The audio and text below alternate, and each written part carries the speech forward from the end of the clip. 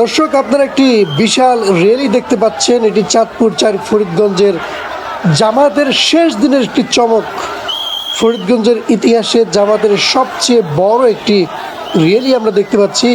জামাতের হয়ে এই আসনে লড়ছেন মাওলানা বিল্লাল হোসেন মিয়াজি।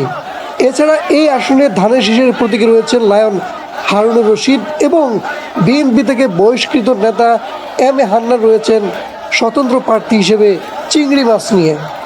তো এই আসন বলা চলে এই মুহূর্তে জামাতের দখলে রয়েছে। জামাতের গণজোয়ার সৃষ্টি হয়েছে। আপনারা পুরো র্যালিটি দেখতে থাকুন।